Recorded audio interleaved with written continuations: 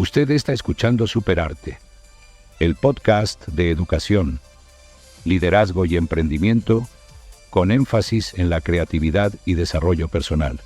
Conduce Miller Camel. Hola, mi nombre es Miller Camel. Para los que por primera vez me escuchan o no me conocen, los colocaré en contexto. Hace 10 años me encontraba pintando en las calles como artista callejero, haciendo retratos, caricaturas, lo que hubiese que salir, con el simple ánimo y el sueño de vivir de mi vocación. Sin embargo, me encontraba en una espiral de escasez financiera, me encontraba desahuciado emocionalmente, financieramente, desconocía los principios de la abundancia, los principios de la prosperidad. Una información la cual no se me había revelado. Cuando descubro esos códigos, cuando descubro esos principios, cuando empiezo a estudiar información que había estado prohibida, información que requería para crear prosperidad, para crear abundancia, y empiezo a colocar, no solamente a leer, y empiezo a colocar esa información en práctica, a lo largo de todos estos 10 años empezaron a ocurrir unos cambios exponenciales en mi vida y en la vida de muchas personas que dependían de esa información para crecer. Así que esos paradigmas he decidido colocarlos en pequeñas cápsulas de 20 minutos para poder compartir toda esta información con todas las personas que están buscando cumplir sus sueños, que están buscando cómo salir de esa espiral, de ese ciclo que nos mantiene en el trabajo, gasto, me endeudo en el trabajo, gasto, me endeudo de la casa al trabajo, de la casa al trabajo. No siendo más, te comparto la siguiente información que estoy seguro que va a ser muy empoderante y vas a sacar muy buen provecho de ella. Uno de los paradigmas más peligrosos y que más ha durado a lo largo de la humanidad y en toda la formación de la sociedad es el de que para crear riqueza se debe estar detrás del dinero. Me recuerda mucho como a la ilustración, a la caricatura del burrito que está detrás de la zanahoria y que la zanahoria la tiene colgada en el lomo, pero nunca la alcanza. Entonces, ¿eso en qué radica? Radica en que hay unos códigos que son los códigos de la abundancia y la prosperidad, en donde notamos que el trabajo estar bajo una traba. Recuerden que la palabra trabajo, su connotación es muy antigua. La palabra trabajo en español deriva del castellano y de esta palabra en castellano que era treballere, y esta palabra a su vez deriva del latín antiguo, del latín tardío, trepalio. Es como un elemento de tortura, que eran 3 palos con que se torturaban a los enemigos de los romanos. Recuerden que el Imperio Romano siempre castigaba a sus enemigos con la crucifixión, con el empalamiento, y de ahí viene este concepto de suplicio. Entonces, claro, esa palabra mutó y empezó a ser un elemento de tortura, luego se convirtió en una palabra que las personas en castellano, o sea, en toda la región de Hispania, empezaron a nombrar como treballere, y luego cuando el castellano pasa y ya muta al español actual, se convierte en la palabra trabajo.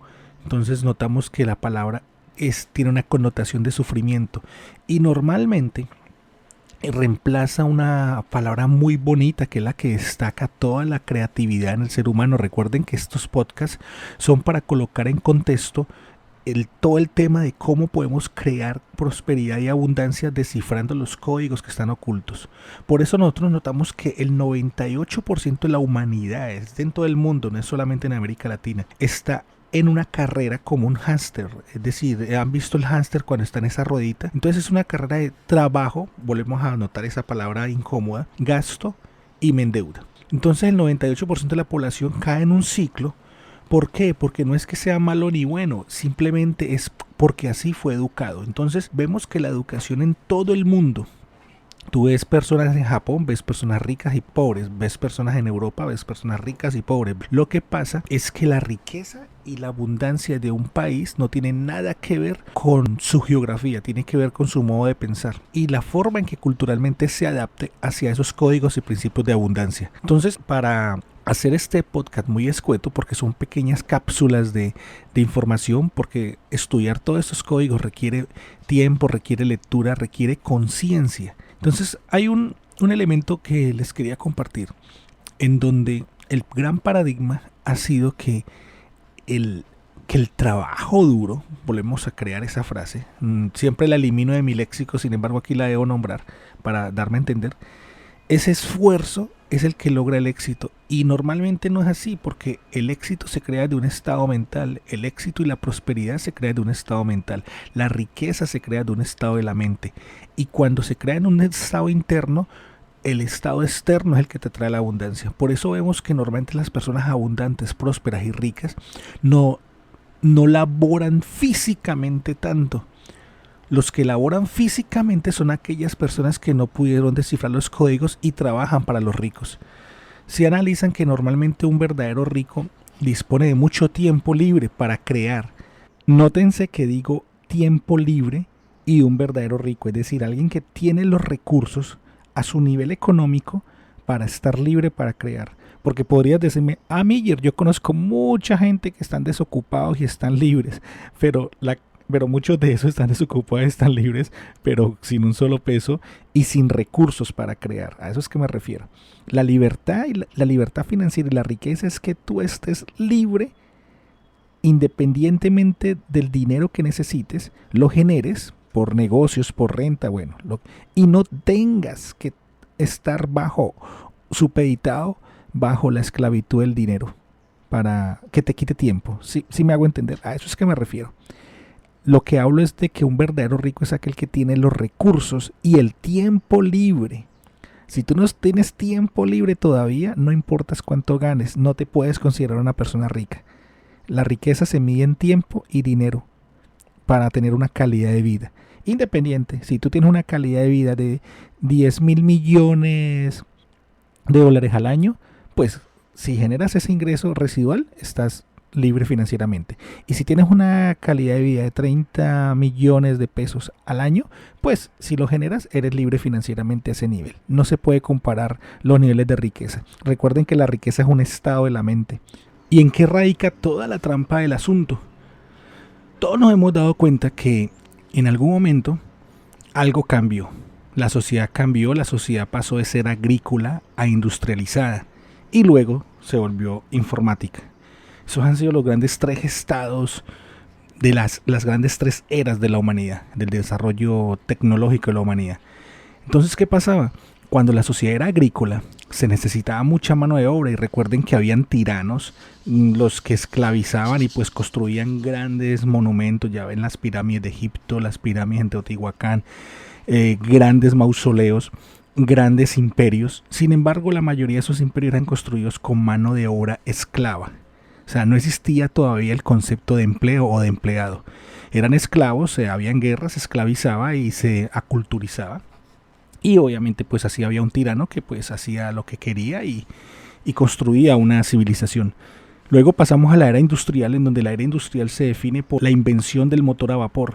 Y se crea toda esa revolución tremenda donde empiezan estas máquinas movidas por vapor y luego por cuando ya se descubre el petróleo y bueno, todo lo que ustedes saben. Y en esa era industrial pasó algo muy curioso. Se necesitaba mano de obra humana.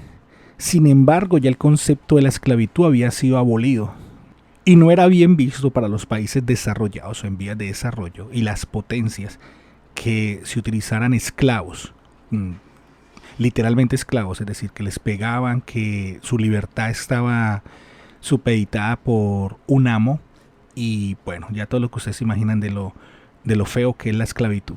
Entonces, estas máquinas de vapor y esta nueva tecnología necesitaba ser movida por personas. No eran autónomas como la inteligencia artificial que tenemos ahora, eran maquinaria. Imagínense las máquinas del vapor, el tren, los barcos a vapor y todos esos grandes elementos, motores y todas esas partes de ensamblaje necesitaban ser fabricadas, en fundirlas en hierro y bueno, todo, una cadena de ensamblaje. Entonces, ¿qué pasaba? Las personas que venían del campo, de la era agrícola, normalmente los adultos, no eran aptos para manejar esas máquinas porque carecían de entrenamiento y de una disciplina. Recuerden que la disciplina es muy diferente de la autodisciplina. La disciplina es cuando alguien te impone una disciplina y la autodisciplina es cuando tú mismo te impones ese régimen. Entonces estas personas no obedecían, no sabían elaborar esas 8 horas que se requería y en esa cadena de ensamblaje, porque ellos venían del campo, tenían una vida muy distinta. Entonces los grandes magnates que ostentaban el poder en ese momento, los grandes industriales, decidieron desarrollar un método para que las personas fueran dóciles y las personas fueran aptas para estar bajo esa línea de ensamblaje el tiempo que se requería, sin rebelarse, sin discutir y sin cuestionarse. Y obviamente les iban a dar una paga, o sea, es decir, un salario. Recordemos que en el podcast anterior vimos que la palabra salario venía de la palabra de sal, ¿no? Con los romanos le pagaban a sus legionarios en África con sal. Incluso la sal era más cara que el oro en ese momento. Bueno, entonces estas personas que iban a producir en esa línea de ensamblaje necesitaban ser reeducadas. Entonces se les ocurrió una idea. Ellos dijeron, ¿para qué vamos a reeducar a los adultos?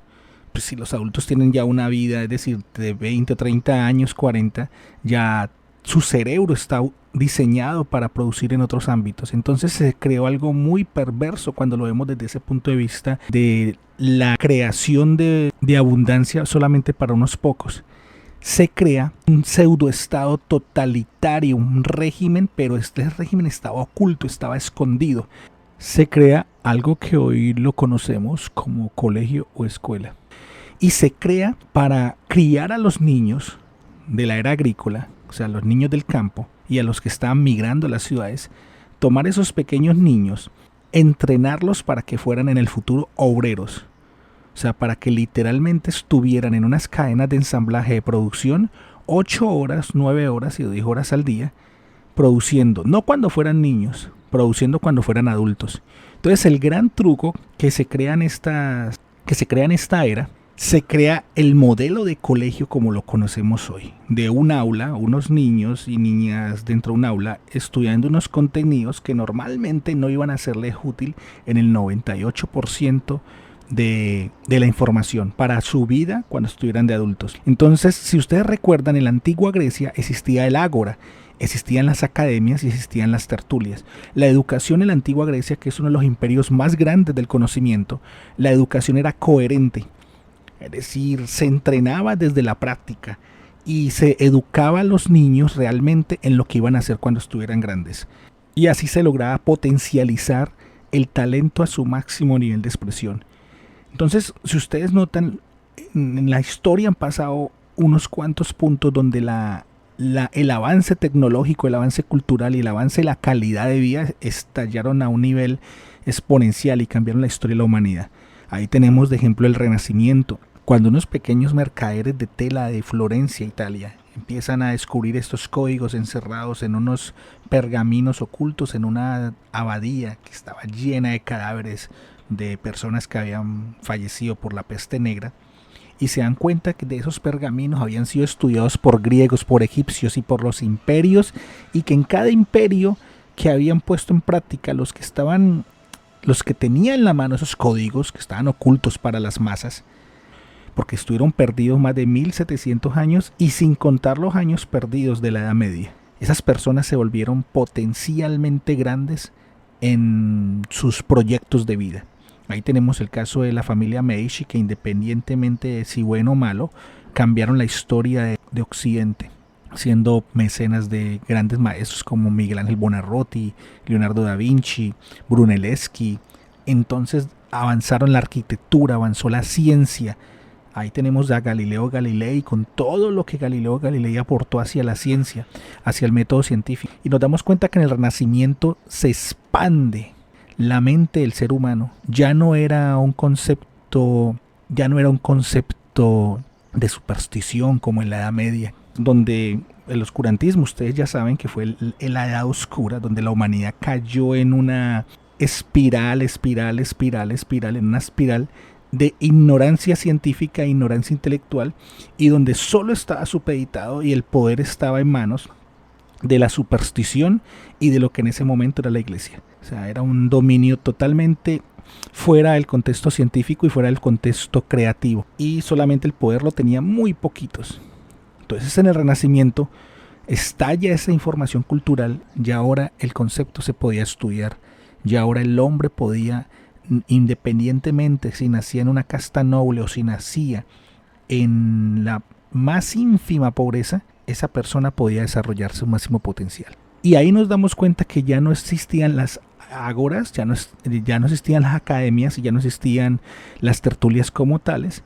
Sin embargo, la educación estalló de tal forma que existía algo como podríamos decir en italiano, sería como la bodega del señor o el capo de la bodega, o es como el taller del maestro, en donde los artistas, donde los médicos, donde los científicos estudiaban literalmente junto al maestro desde la práctica. Podríamos definirlo hoy como cuando tú vas a un laboratorio de la universidad y estás haciendo prácticas en la universidad. Entonces la educación, la verdadera educación, decía Aristóteles, no es lo que aprendes, sino lo que tienes necesidad de aprender. El ser humano no aprende solo por necesidad. Tú lo que has aprendido es porque has necesitado aprenderlo. Y ese es uno de los grandes aportes de ese periodo. Y también hubo crisis. Cada periodo de avance trae crisis, pero la crisis es igual a la oportunidad.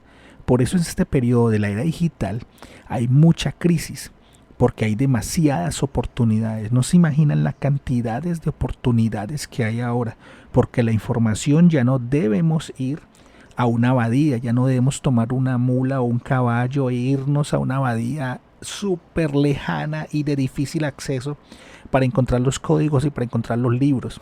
Ahora se pueden estudiar, la información está diseminada en internet, la información es mundial. Lo que yo siempre recomiendo a las personas es que tengan discernimiento de poder tener la información que los va a empoderar. Entonces, en esta era industrial, volviendo al tema, se crean estos modelos, entre comillas, de colegios para enseñar.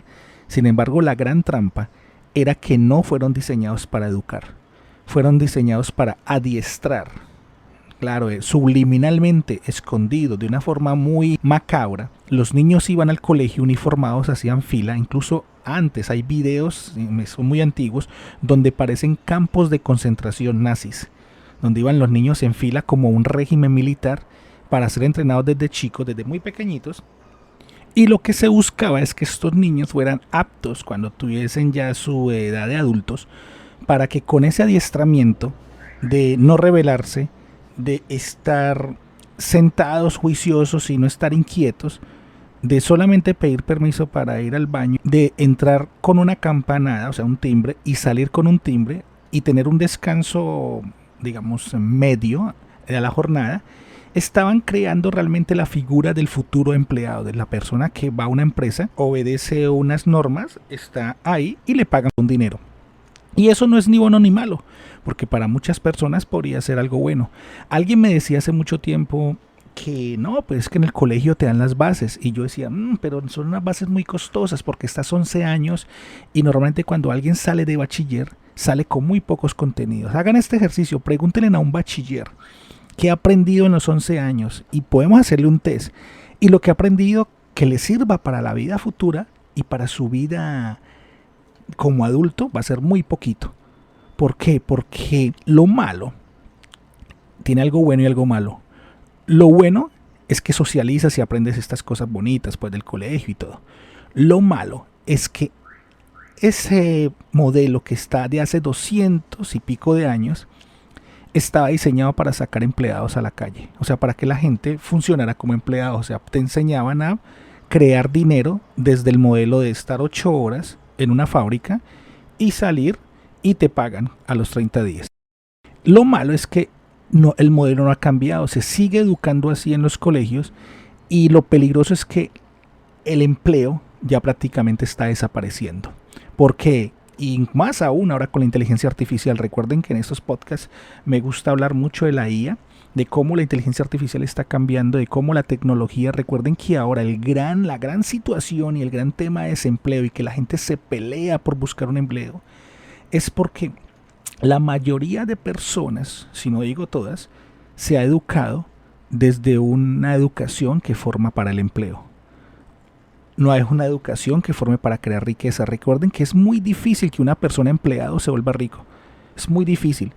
Si tú conoces una persona que se haya vuelto rico desde el empleo, es posible que esa persona supiera otros valores y otros códigos e invirtió lo que ganaba desde muy joven y montó negocios, pero desde el empleo como tal no se puede ser rico. Debes de ser inversionista o debes de tener tus propios negocios. Incluso más allá del empleo estaría la otra fórmula, que sería el autoempleo o trabajo independiente. Hay personas que tienen pequeños negocios, sin embargo, incluso si tú tienes un negocio pequeño y debes de estar ahí en cuerpo y alma para que tu negocio funcione, aún tampoco tienes un negocio que te riqueza. O sea, les estás haciendo rico a otros. Y es más peligroso que el propio empleo. ¿Por qué? Porque aunque te da cierto control y autonomía, ya tienes más jefes porque tus clientes se vuelven tus jefes. La verdadera definición de negocios que den riqueza son aquellos negocios que no dependas de que estés presente para que funcionen. Claro, es válido, al principio debes de estar sembrando. Lo ideal es que de 2 a 5 años esos negocios que has estado tú presente luego ya funcionen y te den libertad. Esa es la verdadera definición de libertad financiera. Y los ricos buscan siempre ese tipo de negocios. Los ricos buscan el tipo de negocios que les compren tiempo libre. Nunca esclavizarse por estar enfocados en el dinero. Y lo que pasaba con el colegio era que el colegio no podía formar líderes empresariales porque los mismos profesores no eran empresarios. Los profesores eran personas que estaban educando y eran empleados. Entonces, para resumir e ir terminando y colocar en contexto todo, para que se entienda, la era de la informática, que es la que estamos ahora, luego de pasar la era industrial, la era de la informática, las máquinas ahora son autónomas. La tecnología es muy automatizada. Por eso ustedes ven que profesiones como los carteros, yo recuerdo cuando niño veía a los carteros, todas esas profesiones fueron literalmente pulverizadas cuando salió el email, el correo electrónico. Y profesiones ahora están desapareciendo en cantidades y la gente está muy preocupada y tienen toda la razón de estarlo. ¿Por qué? Porque las personas que están preocupadas son aquellas que no aprendieron a generar ingresos desde un estado de creatividad y desde un estado de riqueza y de un estado de prosperidad. ¿Por qué? Por lo mismo, porque en el colegio no te enseñan eso. Entonces, mira, no es ni criticar el colegio ni criticar, ¿no? Todo, nada es ni bueno ni malo. Es colocar en contexto por qué está pasando todo.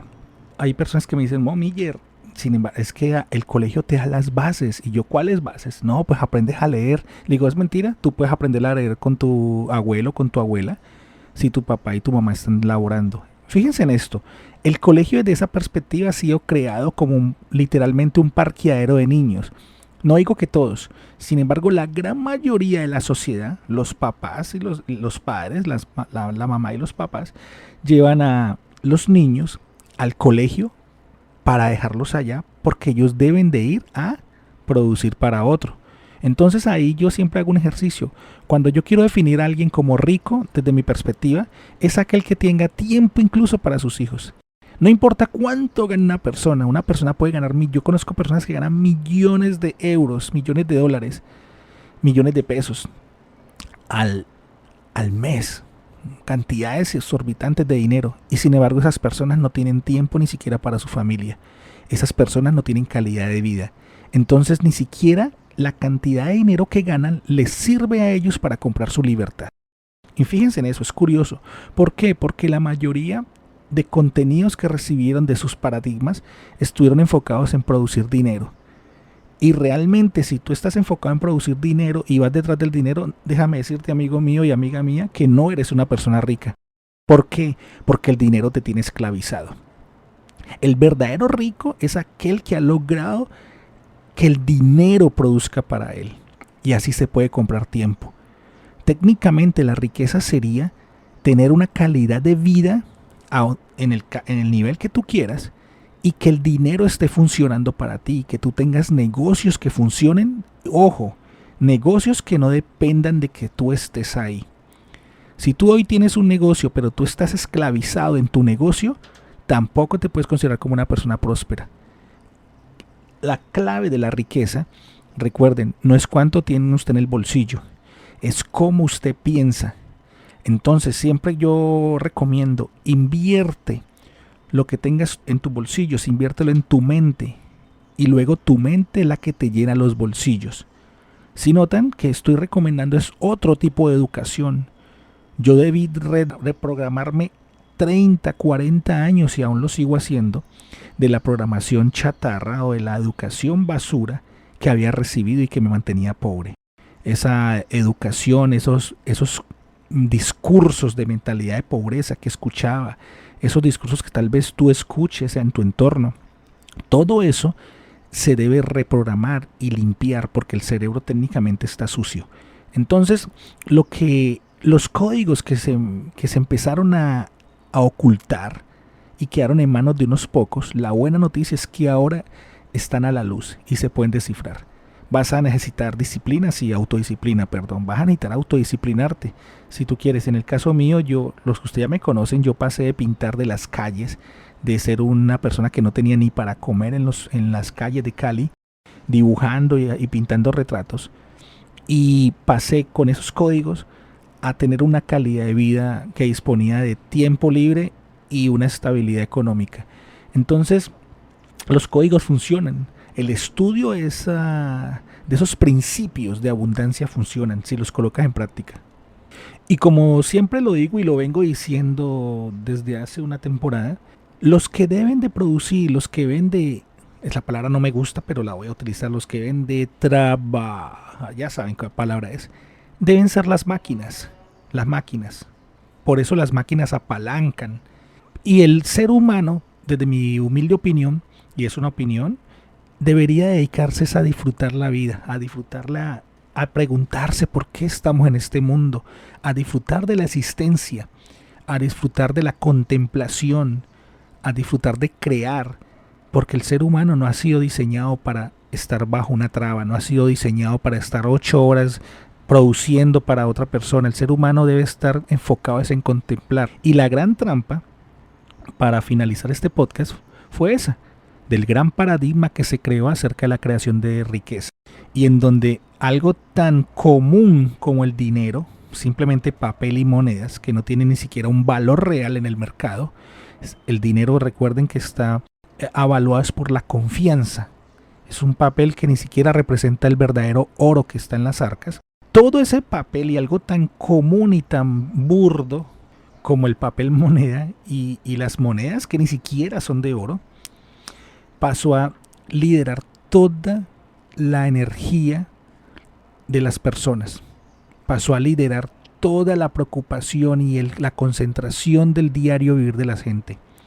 Así que si tú buscas liberarte también de ese tema, así como me estoy liberando yo, así como se están liberando muchas personas de ese gran paradigma, estaré creando y compartiéndoles a todos más información y también promoviendo mucho los eventos a los que yo asisto como estudiante. Recuerden que aunque a mí me han funcionado estos códigos y me siguen funcionando, yo los sigo estudiando porque siempre estoy en una zona de crecimiento y los sigo estudiando de grandes mentores, maestros. Entonces todos los que están estudiando y quieren aprender, pues siempre, como les digo, están los congresos, están los seminarios, están toda esa asociación donde tú empiezas a conocer personas que realmente tienen la fruta en la mano, que han cosechado.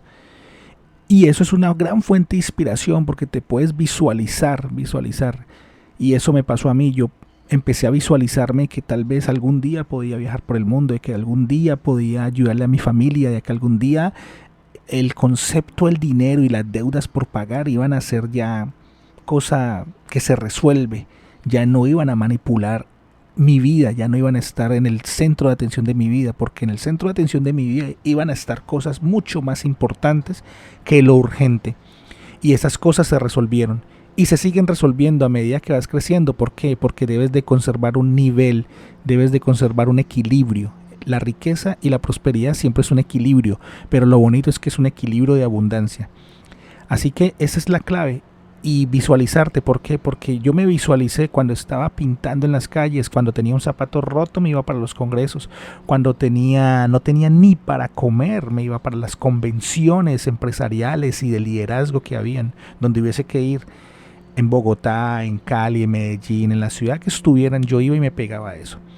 Y eso prácticamente, esa información cambió mi vida y pues me la ha cambiado totalmente. ¿Por qué? Porque pues de pasar de eso a dar conferencias alrededor del mundo, a tener una calidad de vida donde el tiempo y la parte económica ya no son un inconveniente, porque he sabido equilibrar eso desde una prudencia y de una mentalidad de abundancia. Eso es muy bacano porque ya te queda tiempo para dedicarte a lo que te gusta. Y eso es lo que yo siempre le promuevo al escucha que está escuchando esta información. Enfóquense en lo que ustedes quieren, enfóquense en sus sueños, enfóquense en lo que ustedes disfrutan, la calidad de vida. Y si, amigo mío, amiga mía, quieres liberarte de ese gran paradigma, esa gran presión que significa estar resolviendo el deudas por pagar, entonces te promuevo mucho que escuches esta información y mantengamos en contacto. Ha sido un gran gusto, como siempre, para mí compartirles esta información y nos escuchamos en otra ocasión. Felicidades, éxitos y prosperidad.